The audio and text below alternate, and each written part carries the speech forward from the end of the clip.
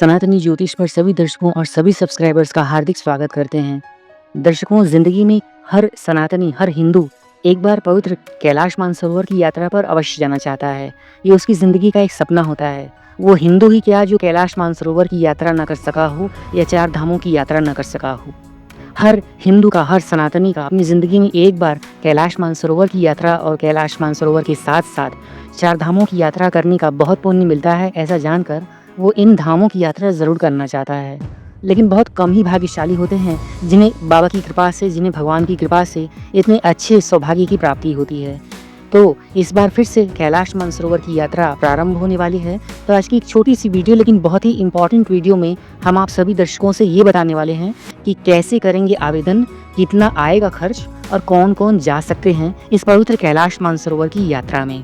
तो इस छोटी सी वीडियो में आप सभी का स्वागत करते हैं और आप सभी को डिटेल्ड इन्फॉर्मेशन वीडियो के साथ बताने वाले हैं। बहुत कम लोगों को ही इस कैलाश मानसरोवर की यात्रा के बारे में पता होगा और बहुत कम लोग ही इस बारे में ये भी जानते होंगे कि कैलाश मानसरोवर की पवित्र यात्रा कब से शुरू होने वाली है। तो आइए बिना देर के वीडियो को शुरू करते हैं। दर्शकों, आज से 5 साल बाद कैलाश मानसरोवर की यात्रा एक बार फिर से शुरू होने जा रही है। इस यात्रा के लिए श्रद्धालुओं को ऑनलाइन आवेदन करना होगा। भारतीय विदेश मंत्रालय ने ये कहा है कि आवेदन की अंतिम तारीख 13 मई 2025 है, जो कि 13 मई को बुद्ध पूर्णिमा भी पड़ रही है। तो आप सभी इस तिथि को नोट कर लीजिएगा। यात्रा के सबसे पहले लिपुलेख के रास्ते में 30 जून को नई दिल्ली से ये यात्रा शुरू होगी, जो कि लिपुलेख से ही शुरू होती है। हर साल करीब 900 से भी अधिक श्रद्धालु जो कि भारतीय होते हैं वो कैलाश मानसरोवर की यात्रा करते हैं। अब यहाँ पर मैंने भारतीय शब्द क्यों इस्तेमाल किया है उसके बारे में आपको आगे बताते हैं। हिंदू धर्म की मान्यता के मुताबिक भगवान शिव कैलाश मानसरोवर में ही निवास करते हैं। इसका जिक्र कई पवित्र हिंदू तीर्थों और कई पवित्र ग्रंथों में भी आता है।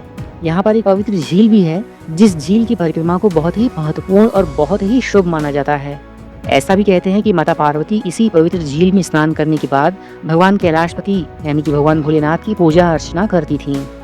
5 साल के बाद अब कैलाश मानसरोवर की यात्रा एक बार फिर से शुरू होने वाली है। ये एक बहुत ही सौभाग्यपूर्ण बात है। इस यात्रा के लिए श्रद्धालुओं को ऑनलाइन आवेदन करना होगा। भारतीय विदेश मंत्रालय ने कहा है कि ऑनलाइन के आवेदन की अंतिम तारीख 13 मई 2025 पड़ रही है। इसके साथ ही साथ आप सभी को ये भी पता ही है कि भगवान शिव कैलाश मानसरोवर में ही निवास करते हैं। इसका जिक्र भी कई पवित्र ग्रंथों में आया हुआ है। समुद्र तल से 6638 मीटर की ऊंचाई पर स्थित कैलाश मानसरोवर और मानसरोवर झील की बौद्ध और जैन धर्म में भी विशेष मान्यता है और वहां पर भी इनकी बहुत विशेष रूप से पूजा अर्चना की जाती है। तो इस लिहाज से भी कैलाश मानसरोवर की यात्रा बौद्ध धर्म और जैन धर्म के साथ साथ हिंदू धर्म के लिए भी एक अत्यंत महत्वपूर्ण यात्रा है, जिसका हर जीवित व्यक्ति एक बार अपने जीवन में जरूर करना ही चाहता है। तो आइए बताते हैं कि कौन कौन कर सकता है आवेदन।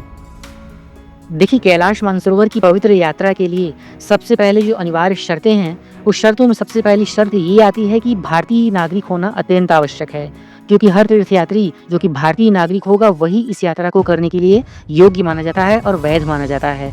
यही मैं ऊपर भी कह रहा था कि भारतीय तीर्थयात्री या भारतीय श्रद्धालु ही इस यात्रा को करने के लिए योग्य माने जाते हैं। 1 सितंबर को कम से कम 6 महीने के शेष की वैधता वाला पासपोर्ट होना अत्यंत आवश्यक है। अगर इससे कम का पासपोर्ट यदि आपका है तो आप यात्रा नहीं कर सकते हैं। तो इसलिए आपको यात्रा करने के लिए 1 सितंबर से पहले आपको 6 महीने से भी ज़्यादा की वैधता वाला ओरिजिनल पासपोर्ट, इंडियन पासपोर्ट होना आवश्यक है। आयु की बात करी जाए तो आयु 1 जनवरी को कम से कम 18 वर्ष और अधिक से अधिक 70 वर्ष होनी चाहिए। वहीं आपका बॉडी मास इंडेक्स यानी कि जो शारीरिक अनुपात होता है वो 25 या उससे कम होना चाहिए। अगर इससे कम रहता है तो ठीक है। आगे आपको ये भी बता दें कि कैलाश मानसरोवर की पवित्र यात्रा के लिए, कैलाश मानसरोवर के लिए स्पेशल रूप से विदेश मंत्रालय ने और भारत सरकार ने नियम बनाए हुए हैं। इन नियमों के अंतर्गत सबसे पहली योग्यता ये है कि आप स्वस्थ होने चाहिए। आपको कोई शारीरिक व्याधि नहीं होनी चाहिए, जैसे कि अगर आप ऊंचाई पर चढ़ते हैं तो आपका दम नहीं फूलना चाहिए। अस्थमा के रोगी हैं या फिर जिनका दम घुटने की समस्या है या फिर जो दिल के कमज़ोर लोग हैं, उन लोगों को साफ साफ मना कर दिया जाता है। तो इसलिए ऐसे लोग या जिन्हें डायबिटीज़ की समस्या है या फिर कोई गंभीर बीमारी से जूझ रहे हैं, लेकिन वो लोग चल फिर सकते हैं, दैनिक कार्य कर सकते हैं, लेकिन फिर भी उन्हें इस तरह की यात्रा करने के लिए रोक लगाई गई है। इसके साथ ही साथ यात्रा में विदेशी नागरिकों के लिए आवेदन स्वीकार नहीं किए जाते हैं। साथ ही साथ ओवरसीज सिटीजन ऑफ इंडिया यानी कि OCI कार्ड रखने वाले जो लोग होते हैं, यानी कि जो भारत में नहीं रहते लेकिन वो लोग इंडिया के ही सिटीजन माने जाते हैं, वो लोग ओसीआई कार्ड रखते हैं, लेकिन फिर भी ओसीआई कार्ड रखने के बावजूद भी वो लोग इस यात्रा को नहीं कर सकते हैं। इसके साथ ही साथ आवेदन करने के समय आपको कुछ बातों का भी ध्यान रखना चाहिए। देखिए, सबसे पहले कैलाश मानसरोवर की यात्रा के लिए ड्रॉ कंप्यूटर से निकाला जाता है, क्योंकि इतने कम समय के लिए जो आवेदन दर्ज किए जाते हैं उसमें भारत के हर राज्य से, हर शहर से, हर छोटे-छोटे कस्बे से लोग कैलाश मानसरोवर की यात्रा करना चाहते हैं। इसलिए ड्रॉ कंप्यूटर के माध्यम से निकाला जाता है। और इसके साथ ही साथ यह भी बहुत ज़रूरी है कि आवेदन पूरी तरीके से भरा जाए और ठीक-ठीक भरा जाए। उसमें कोई आवेदन में अशुद्धि नहीं होनी चाहिए। यदि अशुद्धि होती है या फिर आवेदन में कुछ गड़बड़ी होती है, तो आपका आवेदन सीधे-सीधे रद्द किया जाता है। इसके लिए बहुत सारे लोग पीछे से लाइन लगाकर खड़े हैं, तो इसलिए ड्रॉ भी कंप्यूटर से ही निकाला जाता है। तो इसलिए आप ये प्रयास करें कि आवेदन को क्रॉस चेक कर लें, 2 बार 3 बार क्रॉस वेरीफाई करने के बाद ही आप आवेदन कीजिएगा। आवेदन करते समय आपके पास कम से कम 1 सितंबर से पहले, यानी कि 6 महीने से पहले का पासपोर्ट, वैलिड पासपोर्ट होना चाहिए।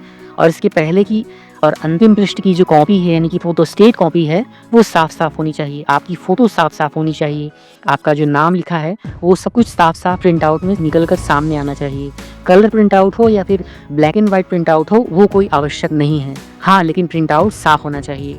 आगे आपको बता दें कि जिस व्यक्ति का आवेदन करना है उसकी फ़ोटोज़ जेपीजी फॉर्मेट में होनी चाहिए। यानी कि सबसे महत्वपूर्ण बात ये है कि एक अकाउंट से सिर्फ 2 ही आवेदन भरे जा सकेंगे। ऐसा नहीं हो सकता है कि कोई पैसे कमाने के लिए या फिर कोई एजेंट के माध्यम से एक ही अकाउंट से ढेर सारे आवेदन भर दे और उसकी कोई न कोई आवेदन तो पास हो ही जाएगी। अगर आप ऐसा समझकर आवेदन भरेंगे तो आपको बता दें कि सिर्फ 2 ही आवेदन एक अकाउंट से भरे जा सकते हैं। नए आवेदन को भरने के लिए आपको नया अकाउंट बनाना पड़ेगा। अगली बात यह है कि ऑनलाइन आवेदन पासपोर्ट पर लिखी हुई जानकारी के अनुसार ही फिल करना चाहिए। जैसे कि आपका नाम, आपका पता या फिर किसी भी जानकारी के छिपाए जाने पर आपको यात्रा से रोका जा सकता है, क्योंकि सरकार ऐसा मानेगी कि आपने पासपोर्ट पर कुछ और डिटेल भरी हैं और आपके आवेदन फॉर्म पर कुछ और ही डिटेल भरी गई हैं। इससे आप एक वैलिड तीर्थयात्री नहीं माने जाएंगे और आपका आवेदन निरस्त कर दिया जाएगा।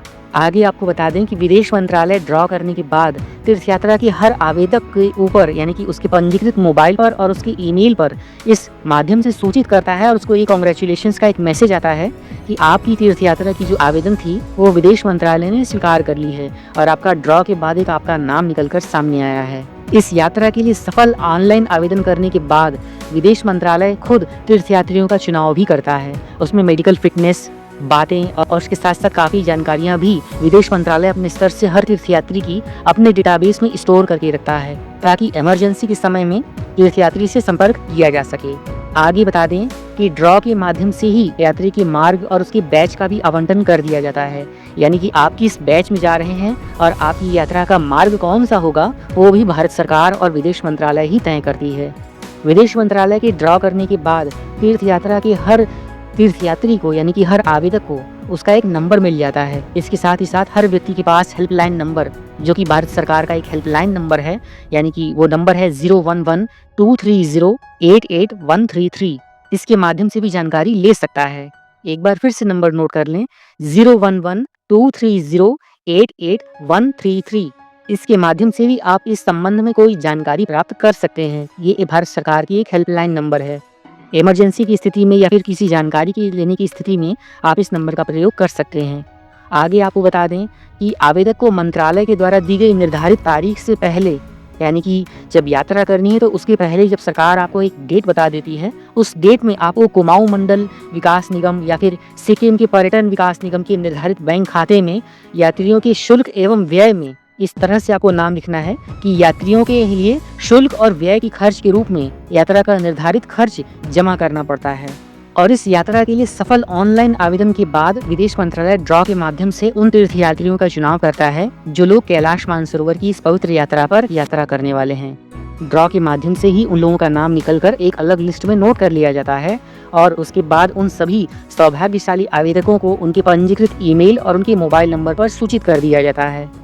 आगे आप किसी भी जानकारी के लिए, किसी भी सूचना को पाने के लिए या किसी भी सुविधा के लिए आप इस नंबर पर भी संपर्क कर सकते हैं, जो मैंने ऊपर आपको बता दिया है। और उसके बाद जब आपको जाना होता है तो आपके ऑनलाइन बैच की पुष्टि करनी होती है। इसके बाद आपका बैच अलॉट माना जाता है और जब बैच अलॉटमेंट हो जाती है तो उसकी यात्रा करने के ठीक पहले आपकी चिकित्सकीय जांच होती है, यानी कि आप मेडिकली फिट हैं या फिर नहीं, क्योंकि कैलाश मानसरोवर की यात्रा बहुत ऊंचाई की यात्रा है और इस यात्रा में कई सारे तीर्थयात्रियों को दिक्कतें आती हैं, परेशानी आती है और कुछ लोगों की बहुत ही दर्दनाक तरीके से मृत्यु भी हो जाती है। उसकी संबंध में भी हम आपको आगे जानकारी देने वाले हैं। साथ ही साथ निर्धारित तारीख पर तीर्थ यात्रा करने वाले उन प्रत्येक तीर्थयात्रियों को दिल्ली के हार्ट एंड लंग इंस्टीट्यूट में रिपोर्ट जमा करनी होती है। ऐसा नहीं करने पर बैच से नाम काट दिया जाता है। ऐसा इसलिए किया जाता है क्योंकि ये सिद्ध हो सके कि आपका हार्ट और आपके लंग्स यानी कि फेफड़े जो हैं वो स्वस्थ हैं और ऊंचाई पर और कठिन सफर में यात्रा करने के लिए योग्य हैं, आप यात्रा कर सकते हैं। आगे आपको बता दें कि विदेश मंत्रालय के मुताबिक सभी यात्रियों का एक साथ यात्रा करना और एक साथ लौटना अनिवार्य है। सभी यात्रियों के लिए यात्रा करने का शुरू का जो स्थान होता है वो दिल्ली ही होता है।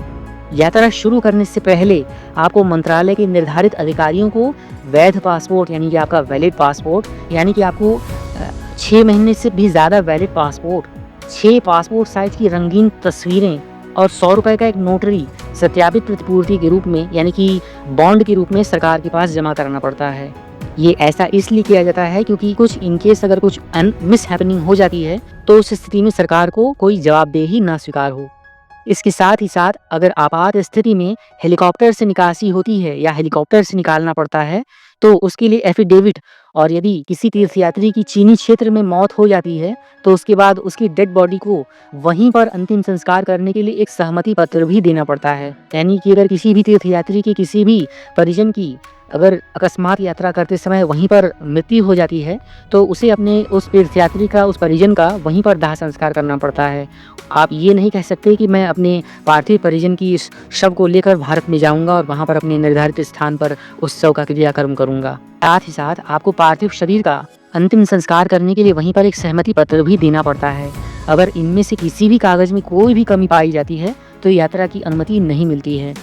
आपको बता दें कि यात्रा में खर्च कितना होता है। देखिए, पश्चिमी नेपाल के हुमला से होते हुए कैलाश मानसरोवर की यात्रा करने वाले सभी यात्रियों की तादाद अचानक से बढ़ गई है, क्योंकि अब सभी लोग 5 सालों के बाद होने वाली इस पवित्र कैलाश मानसरोवर की यात्रा को करना चाहते हैं। तो इसके लिए विदेश मंत्रालय ने कैलाश मानसरोवर की यात्रा का आयोजन हर साल जून से लेकर सितंबर के दौरान 2 अलग अलग मार्गों यानी कि लिपुलेख दर्रा जो कि उत्तराखंड में पड़ता है और दूसरा नाथुला दर्रा जो कि सिक्किम से पड़ता है, इन 2 मार्गों से यात्रा करा रही है। अब इन दोनों मार्गों से यात्रा करने वाले एक व्यक्ति के लिए यात्रा के जो खर्च भी होते हैं वो अलग अलग होते हैं। तो दिलचस्प ये भी है कि कैलाश मानसरोवर यात्रा जो है वो भारत में नहीं है, ये चीन के तिब्बत में आती है। तो इसलिए पश्चिमी नेपाल की हुमला से होते हुए कैलाश मानसरोवर की यात्रा पर जाने वाले श्रद्धालुओं की तादाद बढ़ गई है। आपको ये भी बता दें कि भारतीय विदेश मंत्रालय के अनुसार कैलाश मानसरोवर की यात्रा को कोई भी निजी संस्था लिपुलेख दर्रा यानी कि उत्तराखंड से या फिर नाथुला दर्रा सिक्किम से आयोजित नहीं कर सकती है, क्योंकि वो भारत के अधीन नहीं है और वो चीन में पड़ती है। इसलिए भारत सरकार के अधीन ही इस व्यवस्था को देखा जाता है। क्योंकि जैसा कि आप सभी जानते हैं कि इस बार कैलाश मानसरोवर की यात्रा 5 साल के बाद हो रही है। तो पहले तो कोविड-19 की महामारी के बाद पूर्वी लद्दाख में भारत चीन की सीमा के बीच में जो गतिरोध चल रहा था उसके समय से भी ये यात्रा जो थी वो 2020 से 2024 तक बाधित रही थी। अब यात्रा की वेबसाइट के अनुसार अगर बात की जाए तो लिपुलेख दर्रा जो कि उत्तराखंड में आता है उसमें आपको यात्रा का अनुमानित खर्च 1,74,000 रुपये पड़ता है। यानी कि आपको मोटा मोटा 2 लाख रुपए तक की व्यवस्था रखनी पड़ेगी। ये प्रति व्यक्ति यात्रा का खर्च है। इसी मार्ग पर तकरीबन करीब 200 किलोमीटर की ट्रैकिंग भी करनी पड़ती है। इस मार्ग से 5 बैच भेजे जाते हैं और यात्रा पूरी होने में तकरीबन 22 दिन लगते हैं। वहीं नाथुला दर्रे से अगर कोई व्यक्ति यात्रा करता है तो ये अनुमानित खर्च बढ़कर लगभग 2.25 लाख रुपए के आसपास हो जाता है। यानी कि मोटा मोटा खर्च जो होता है 2,83,000 रुपए के आसपास पड़ता है, जिसे आप जोड़कर राउंड फिगर में 3 लाख रुपए मैनेज करके रख सकते हैं। इसी मार्ग पर तकरीबन 36 किलोमीटर की ट्रैकिंग भी करनी पड़ती है। और वहीं अगर आप नाथुला दर्रे से यात्रा करते हैं तो इस मार्ग पर आपको 36 किलोमीटर की ट्रैकिंग करनी पड़ती है और इस मार्ग से करीब 10 बैच जाते हैं और यात्रा में करीब 21 दिनों को पूरा किया जाता है। तो इस तरीके से कैलाश मानसरोवर की इस पवित्र यात्रा का एक पूरा शेड्यूल, पूरी व्यवस्था, पूरा कार्यक्रम और पूरी जानकारी मैंने इस वीडियो के माध्यम से आप सभी दर्शकों तक बता दी है। तो हमारे सभी दर्शकों और सभी सब्सक्राइबर्स जो कि कैलाश मानसरोवर की इस पवित्र यात्रा पर लकी ड्रॉ करने वाले हैं, अगर उनका नाम निकलता है तो उन्हें मेरी तरफ से, सनातनी ज्योतिष की तरफ से बहुत-बहुत शुभकामनाएँ। और अगर आप कैलाश मानसरोवर की यात्रा कर चुके हैं, तो कमेंट बॉक्स में अपना नाम उन भाग्यशाली लोगों की लिस्ट में ज़रूर लिखिएगा। और आप हर हर महादेव लिखते हुए इस वीडियो को लाइक करें, उन सभी श्रद्धालुओं तक शेयर करें जिन्हें कैलाश मानसरोवर की यात्रा करनी है और वो कर नहीं पा रहे हैं। और इसके साथ ही साथ आप कमेंट बॉक्स में अपने बारे में भी ज़रूर लिखें कि क्या आप कैलाश मानसरोवर की यात्रा करना चाहते हैं, या फिर आप कैलाश मानसरोवर की इस पवित्र यात्रा पर कब तक जा सकते हैं। तो एक नई वीडियो के साथ, एक नई जानकारी के साथ आपसे फिर मुलाकात होगी। तब तक के लिए सनातनी ज्योतिष को आप आज्ञा दीजिए। अपना बहुत ख्याल रखिए। कैलाश मानसरोवर की यात्रा के लिए अग्रिम शुभकामनाएं। आप सभी का बहुत बहुत धन्यवाद वीडियो को अंत तक देखने के लिए। हर हर महादेव।